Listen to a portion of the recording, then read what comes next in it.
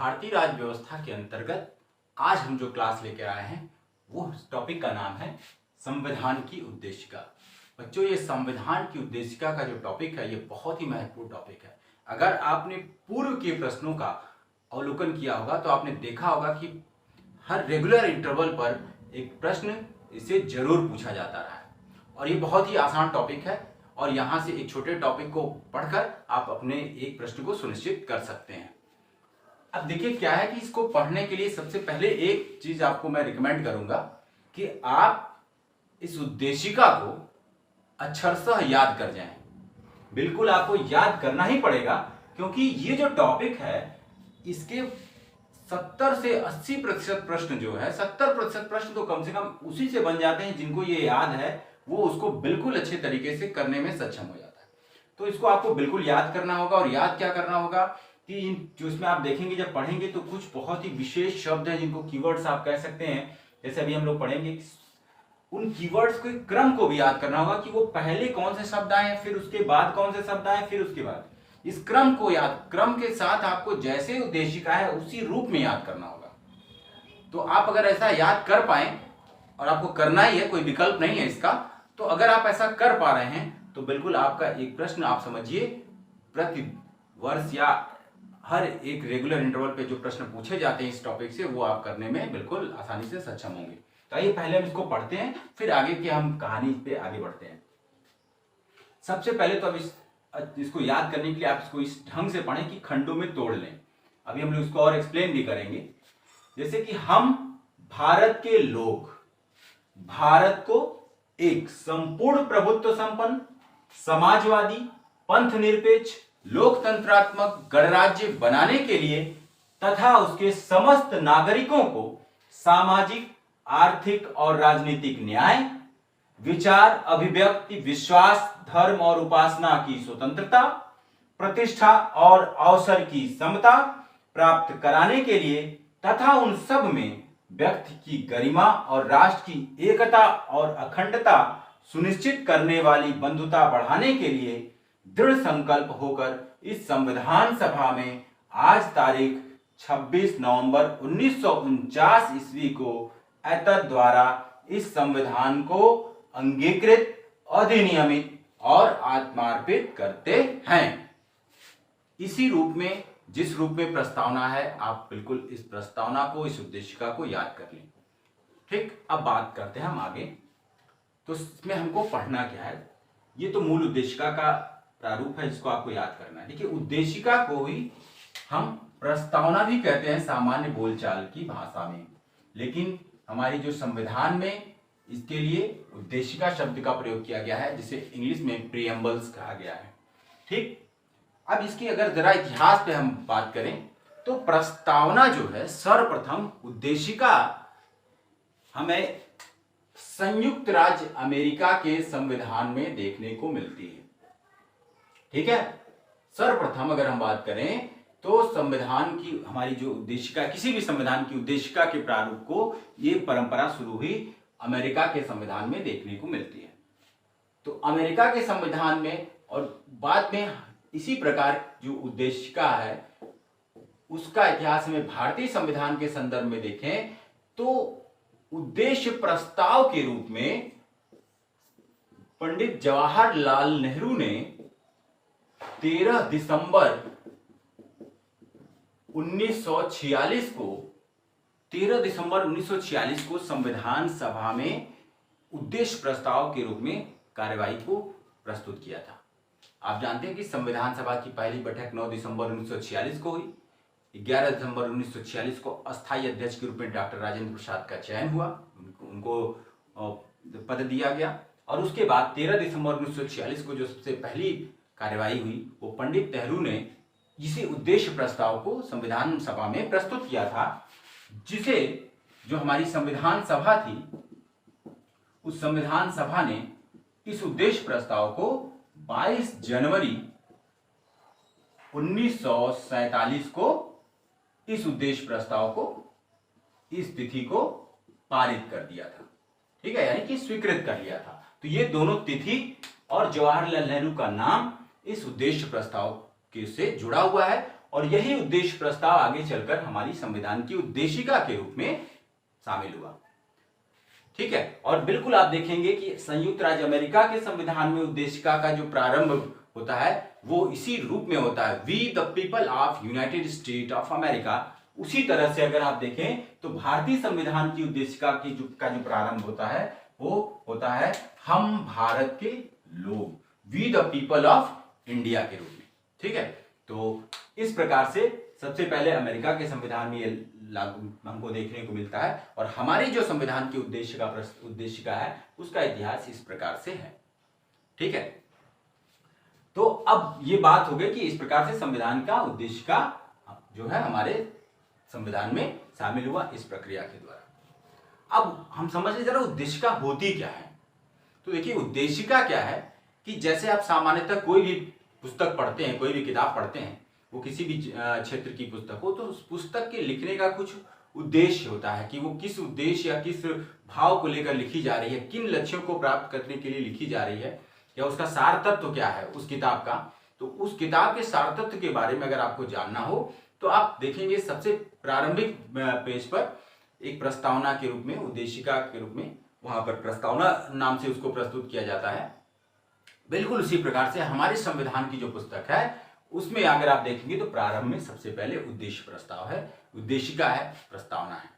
ठीक है, तो ये एक तरह से हमारे संविधान का उद्देश्य क्या है, एसेंस यानी सार क्या है, किस उद्देश्य को लेकर हमारे संविधान की रचना हुई, संविधान सभा ने अपने उद्देश्य क्या घोषित किए गए, उसको यहाँ पर स्थान दिया गया है। यानी कि हमारे संविधान की जो फिलॉसफी है, जो दर्शन है, उसको एक पेज पर ले आकर जो है स्थान दिया गया, उसको सारगर्भित करके उसको यहाँ पर लिखा गया, और इसी का एक्सप्लेनेशन, इन्हीं उद्देश्यों को प्राप्त करने के लिए आगे के जो अनुच्छेद और अनुसूचियां और अन्य जो प्रावधान हैं, इन्हीं उद्देश्यों को प्राप्त करने के लिए बृहद रूप में वर्णित किए गए हैं।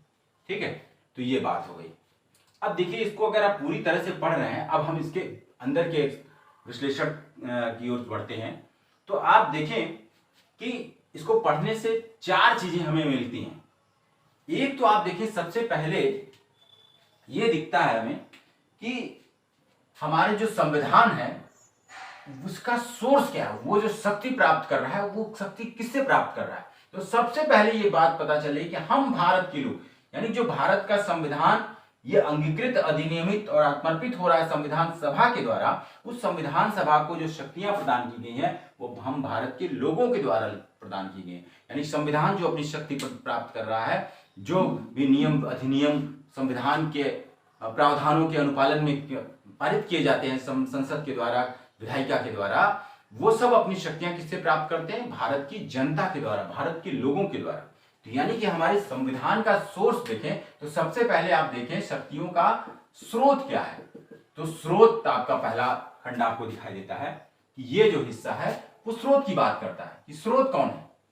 तो स्रोत क्या है, उत्तर क्या निकल के आता है, हम भारत के लोग हैं उसके स्रोत। शक्ति का स्रोत क्या है, भारत के लोग, यानी कि जनता जो है भारत की, वो सर्वशक्तिमान है इस व्यवस्था में, और उसी के द्वारा हमारी संविधान जो एक संप्रभु संविधान है, जो संविधान सर्वशक्तिमान है, उसी के अनुसार ही हमारी सारी व्यवस्था, कार्यपालिका, विधायिका, न्यायपालिका संचालित होती है।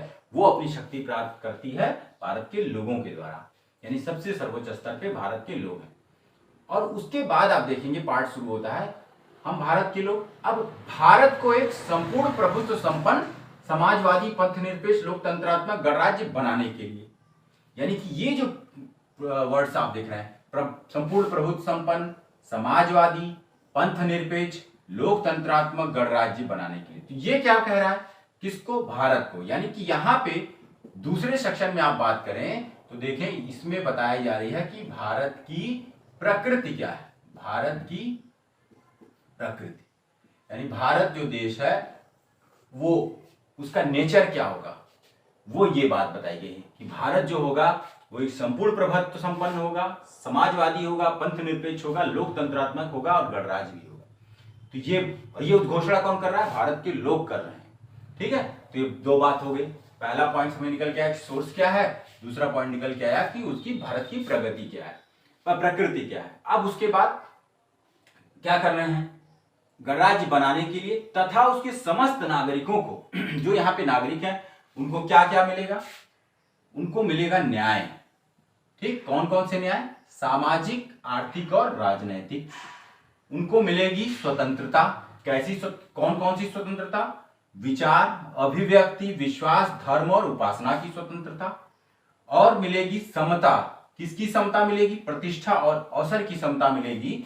और ऐसी व्यवस्था में व्यक्ति की गरिमा, प्रत्येक व्यक्ति की गरिमा और हमारे देश की एकता और अखंडता को भी सुनिश्चित कराया जाएगा। यानी कि आप देखें यहां से लेकर इस पूरी व्यवस्था में यहां तक ये एक तीसरा सेक्शन हमें दिखाई देता है जिसमें क्या है, ऑब्जेक्टिव्स, हमारे संविधान के उद्देश्यों की बात की जा रही है कि हमारे संविधान का उद्देश्य क्या है, वो इसमें जो है स्थापित किया गया है कि तो उद्देश्य क्या है। आप देखिए उद्देश्य क्या है, न्याय उपलब्ध कराना, किसको, समस्त नागरिकों को। कितने प्रकार का न्याय, अब देखिए आप न्याय को यहां पे अगर इसको और विश्लेषित करें आप, तो जो न्याय की व्यवस्था बात कही गई है कि न्याय कितने प्रकार के, 3 प्रकार के न्याय।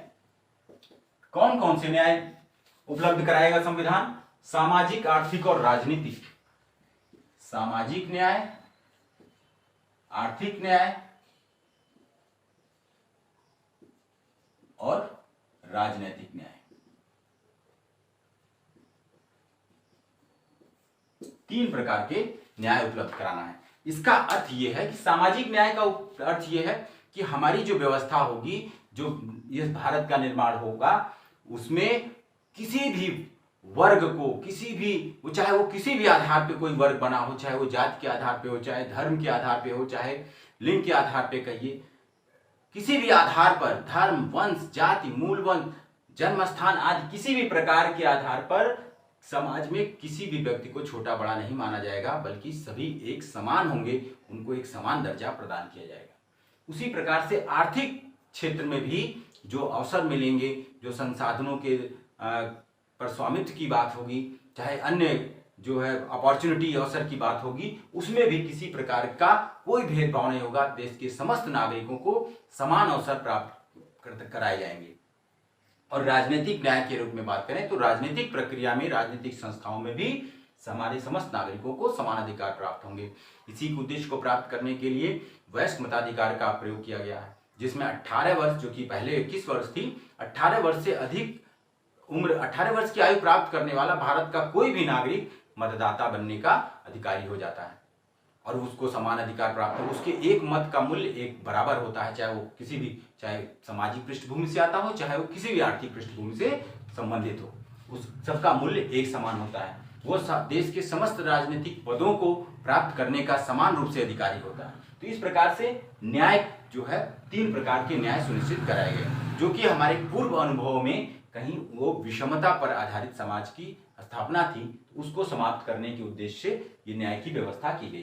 तो प्रश्न ये पूछता है कि समाज, हमारे संविधान में उद्देशिका में कितने प्रकार के न्याय को सुनिश्चित करने की बात की गई है, तो 3 प्रकार के, और पूछ देगा नाम उसमें से, तो सामाजिक, आर्थिक एवं राजनीतिक न्याय। कभी कभी इसमें धार्मिक जोड़ देता है, तो आप याद रखेंगे कि धार्मिक न्याय की परिकल्पना हमारे संविधान के उद्देशिका में नहीं है, बल्कि वो स्वतंत्रता के रूप में वर्णित है, न्याय के रूप में इसी 3 की बात की गई है। ठीक है, तो आप बिल्कुल याद रखेंगे 3 प्रकार के न्याय।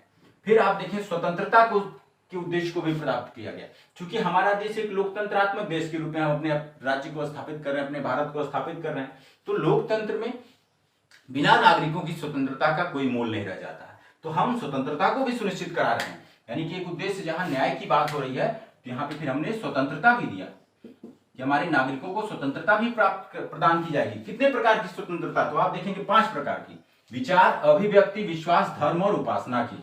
तो आप स्वतंत्रता कितने प्रकार की, 5 प्रकार की। विचार की स्वतंत्रता, अभिव्यक्ति की स्वतंत्रता, विश्वास की स्वतंत्रता, धर्म और उपासना। तो धर्म जो है, आप देखेंगे धार्मिक स्वतंत्रता जो मिली है वो हमारे संविधान में स्वतंत्रता के रूप में मिली है। अक्सर यहां से धार्मिक को इसके साथ जोड़ के न्याय के रूप में पूछ लेता है और पूछता है कि कौन सी स्वतंत्रता नहीं थी, तो आप कंफ्यूज हो सकते हैं। तो बिल्कुल आप इसको शीशे की तरह याद रखेंगे, अक्सर यहां से प्रश्न पूछे जाते हैं।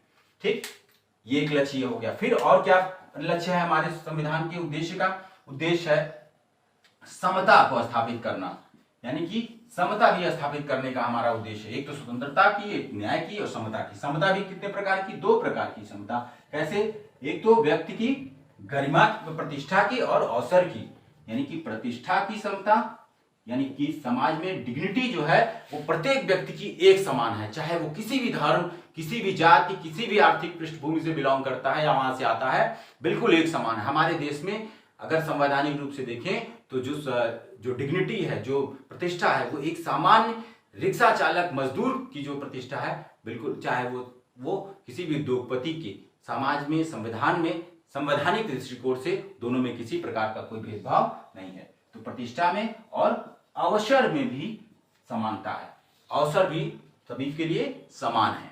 ठीक है, तो 2 प्रकार की समता की बात यहाँ पर की गई है। और उद्देश्य क्या है कि गरिमा को स्थापित किया जाए प्रत्येक व्यक्ति की, और राष्ट्र की एकता और अखंडता को भी सुनिश्चित कराना है, ऐसी बंधुता बढ़ानी है। ठीक है, तो ये बात हो गई।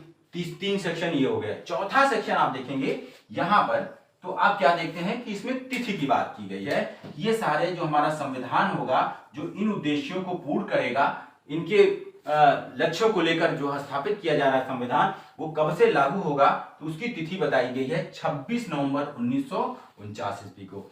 देखिए, अक्सर हम गणतंत्र दिवस जो मनाते हैं, हमारे संविधान के पूर्ण रूप से लागू होने की तिथि के रूप में मनाते हैं 26 जनवरी 1950, लेकिन हमने पढ़ा था प्रीवियस क्लासेस में कि 26 नवंबर 1949 को हमारा संविधान बनकर तैयार हो गया था, और उस दिन कुछ अनुच्छेदों को जो बहुत महत्वपूर्ण थे उनको लागू कर दिया गया था, और कुछ ऐतिहासिक कारणों से 26 नवंबर की तिथि को, 26 जनवरी की तिथि को हमारे परंपराओं में, हमारे आने वाली पीढ़ियों के लिए महत्वपूर्ण बना रहे, इसलिए हमने शेष संविधान को 26 जनवरी को लागू किया गया। तो कुछ प्रावधान हमारे 26 नवंबर 1949 को ही लागू हो गए थे, तो इसीलिए 26 नवंबर 1949 को हम इसको अंगीकृत, अधिनियमित और आत्मार्पित करते हैं, यानी कि हम उसको स्वीकार करते हैं और हम उसका अनुपालन भी करेंगे और आगे उसको अधिनियम के रूप में लागू किया जाएगा। तो ये इस प्रकार से इन 4 मूल तत्व, आपको इन्हीं को आप कह सकते हैं तत्व, जो हमारे संविधान की उद्देशिका का है, वो 4 तत्व आप देखते हैं। एक उद्देश्य स्रोत क्या है, दूसरा उसकी भारत की प्रकृति क्या है, तो संपूर्ण प्रभुत्व संपन्न है, समाजवादी है, पंथनिरपेक्ष है, लोकतंत्रात्मक है और गणराज्य है। और उसका उद्देश्य क्या है, तो न्याय सुनिश्चित कराना, स्वतंत्रता, समता। ठीक, और उसके बाद चौथा सेक्शन इसमें है, वो तिथि की बात करता है। तो इस प्रकार से इन चीजों को आप समझ गए। अब यहां से जुड़ा हुआ एक और मुद्दा आता है कि क्या हमारा संविधान जो है, वो ये जो उद्देशिका हमारा है यह संविधान की, इसको आप नोट कर लेंगे, और इसको जिस तरीके से हमने एक्सप्लेन किया है, जैसे समझा है, उस तरीके से आप समझ इसकी बना लेंगे। अब हम बात करते हैं अगले जुड़े हुए इसके टॉपिक की। तो देखिए, एक प्रश्न यहाँ एक और इससे विवाद जुड़ा हुआ है संविधान की उद्देशिका से, कि क्या ये संविधान की उद्देशिका संविधान का भाग है कि नहीं। यानी कि एक प्रश्न हमारे पास ये है कि उद्देशिका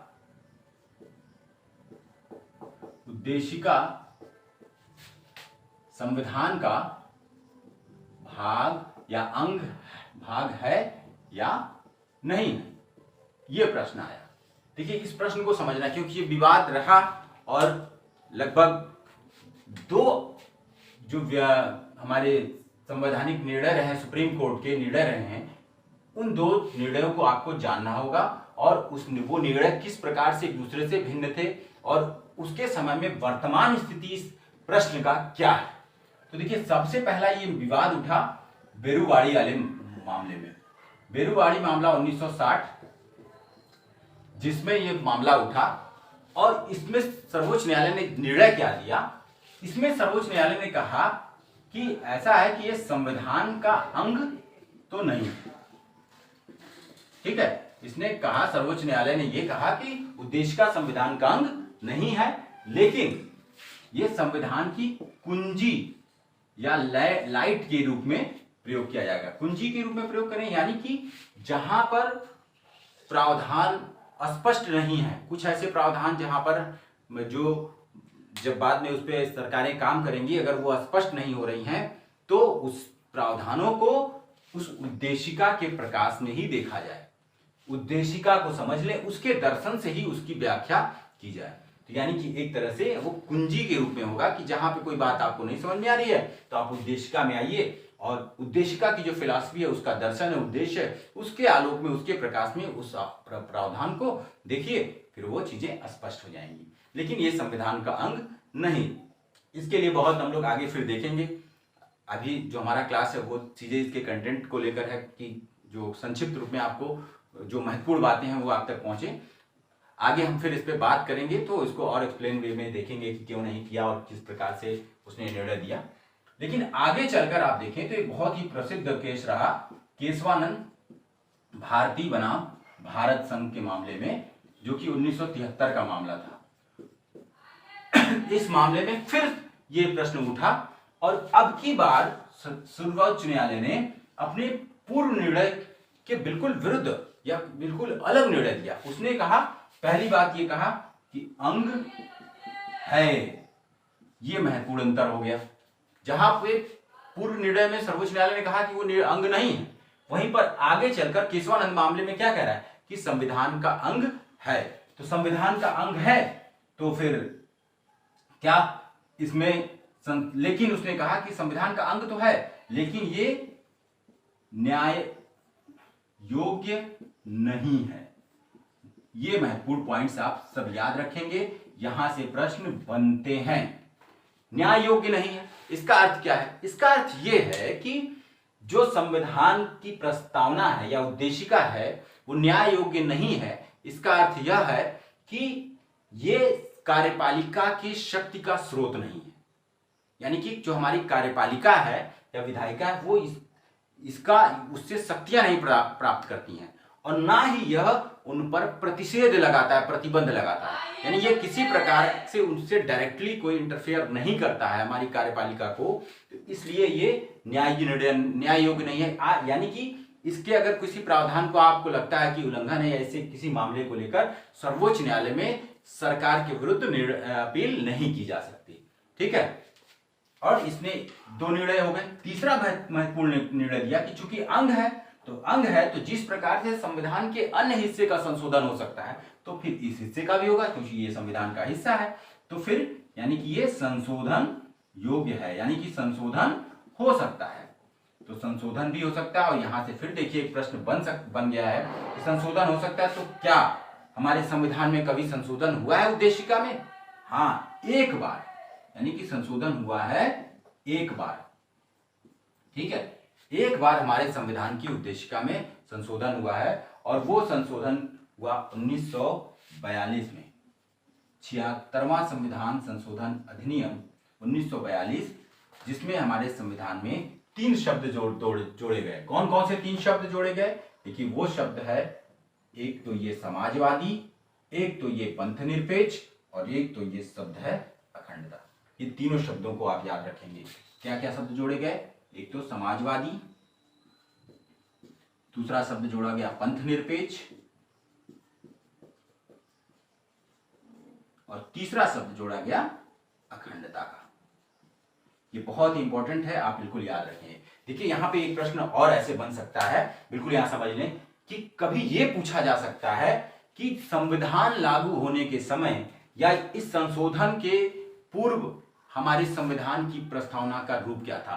तो आप इसको 2 रूपों में आप समझ बना लेंगे कि एक रूप जब संविधान ये हमने जो लिखा ये संविधान की रूप है इस संशोधन के पश्चात का, और जब इन शब्दों को आप एलिमिनेट कर दें, समाजवादी, पंथनिरपेक्ष और अखंडता हटा दें, यानी हम भारत के लोग भारत को एक संपूर्ण प्रभुत्व संपन्न लोकतंत्रात्मक गणराज्य बनाने के लिए, और इस तरीके से अखंडता यहां हटा दें, तो ये तीनों शब्दों हटा देंगे तो फिर ये उद्देश्य का मूल हो जाएगी जब हमारा संविधान निर्मित हुआ था, बना था, तो उस रूप में। तो दोनों से प्रश्न पूछ सकता है। तो प्रश्न की भाषा को आप जरूर पढ़ेंगे कि कहां से प्रश्न पूछा। कभी कभी प्रश्न ऐसे ट्रिकी बना लेता है, कहेगा कि हमारे संविधान के लागू होने के समय संविधान की प्रस्तावना, तो लागू होने का शब्द लगा दिया तो आप इन 3 शब्दों को निकाल के तब संविधान के प्रस्तावना को समझेंगे और उसके अकॉर्डिंग फिर आप आंसर करेंगे। ठीक है, तो ये बात हो गई। तो ये केशवानंद संविधान की उद्देशिका का भाग है या नहीं, इन दोनों विवादों को, दोनों मुकदमों को समझेंगे। और वर्तमान स्थिति क्या है? वर्तमान स्थिति यह है कि हमारे संविधान का अंग है प्रस्तावना, लेकिन ये न्याय योग्य नहीं है। आप इसके अगेंस्ट, इसको लेकर चैलेंज नहीं कर सकते सरकार के विरुद्ध। दूसरा, इस पर संशोधन हो सकता है। एक बार हुआ है 76वां संविधान संशोधन 1942 में। समाजवादी, पंथ निरपेक्ष और अखंडता 3 शब्द इसमें जोड़े गए। तो ये बात हो गई इसके उद्देशिका का, हमारे संविधान का अंग है या नहीं। इस प्रश्न का जवाब आप समझ गए होंगे। अब हम बात करेंगे, अब एक प्रश्न आया इसके महत्व की, कि हमारे संविधान का की उद्देशिका का महत्व क्या है। तो देखिए, महत्व की हम लोग चर्चा कर ही चुके हैं और आप समझ बना चुके हैं कि महत्व इसका ये है कि भाई ये न्याय योग्य नहीं है, ठीक है, और अंग है लेकिन न्याय योग्य नहीं है, फिर भी इसका महत्व है। क्या महत्व है? जैसा कि हम लोगों ने देखा। अच्छा, यहाँ पे संशोधन में देखिए एक पॉइंट और याद रखेंगे जब आप करेंगे कि संशोधन हो सकता है। उस पर सब केशवानंद भारती मामले में सर्वोच्च न्यायालय का क्या निर्णय रहा, उसने कहा संविधान में संशोधन हो सकता है किसी भी हिस्से में, यानी कि उद्देशिका में भी हो सकता है। लेकिन उसी केशवानंद मामले में ही सर्वोच्च न्यायालय ने मूलभूत ढांचे के सिद्धांत का सृजन किया, जिसके तहत संविधान में विधायिका के द्वारा कोई भी ऐसा संशोधन नहीं किया जा सकता जो संविधान के मौलिक ढांचे का उल्लंघन करता हो। इस पे अभी हम लोग आगे चल के बहुत बार चर्चाएं होंगी, हम लोग उसको और बेहतर तरीके से भी देखेंगे। मूल मौलिक ढांचे का सिद्धांत उसी केशवानंद मामले में उसने दिया था। अब यहाँ पे इसका महत्व क्या है? महत्व आप देख रहे हैं कि महत्व यही है कि ये संविधान का मूल आधार है, हमारे संविधान का मूल आधार है। और ये इसी के दर्शन, ये दर्शन है, यानी कि एक पेज पर इसने हमारे संविधान का जो मूल सार है, एसेंस है, मूल तत्व है, वो एक पेज पर आकर रख दिया गया है, सिमट कर आ गया है। और इसको पढ़ने के बाद अगर हम देखें तो हमारे संविधान की का उद्देश्य, उसकी जो दर्शन है, उनके किन उद्देश्यों को लेकर वो हमारी राजनीति, हमारी जनता का और हमारी राज्य के बीच क्या अधिकार हैं, उनके बीच का आपसी संबंध क्या है, बहुत सारी चीज़ों को स्पष्ट हम उसको समझ सकते हैं, अपनी अंडरस्टैंडिंग बना सकते हैं। तो एक तरह से आप देखें तो ये एक हमारे संविधान की प्रस्तावना जो है वो संविधान का नैतिक मूल आधार है, ठीक है, दर्शन है, हमारे संविधान का दर्शन है, फिलॉसफी है ये। इसको आप कुछ कोटेशन भी यहाँ से पूछ देता है इसके महत्व को लेकर। जैसे एक नानी पालकी वाला बहुत बड़े एक लॉयर है, उनका स्टेटमेंट भी कभी कभी पूछ देता है। नानी पालकी वाला ने हमारी संविधान की प्रस्तावना को संविधान का परिचय पत्र कहा है, आइडेंटिटी कार्ड, यानी कि संविधान का परिचय पत्र कहा है। आप इसी में के.एम. मुंशी के स्टेटमेंट को भी आप याद रखेंगे। के.एम. मुंशी जी ने हमारे संविधान की प्रस्तावना को भविष्यफल कहा है, कि संविधान का की प्रस्तावना जो है वो हमारे संविधान का भविष्यफल, या कहें कि राजनीतिक पत्री। जैसे हमारे जन्म के समय हमारी पत्रिका बनती है, जन्म के समय बच्चों की पत्रिका बन जाती है जिसमें तिथि अंकित होती है, नक्षत्र मूल आदि के बारे में चर्चा होती है, छोटे से 4-5 लाइनों में, जिसको देखकर आगे कुंडली निर्मित होती है और उसके भविष्य का जो है भागफल निर्धारित किया जाता है। तो उसी प्रकार से के.एम. मुंशी ने हमारी प्रस्तावना को राजनीतिक पत्र के रूप में कहा है। ये दोनों कोटेशन आप याद रखेंगे, ठीक है। तो यहाँ से प्रश्न जो है आप जो बनते हैं वो हम लोगों ने देख लिया और हमारी प्रस्तावना के बारे में हमारी समझ हमने बना ली होगी। आप प्रस्तावना को मैंने सुझाया कि इसको एकदम अच्छे से पहले याद कर लें, फिर चीज़ों को लेकर आप आगे बढ़ें। तो आज के लिए इतना ही।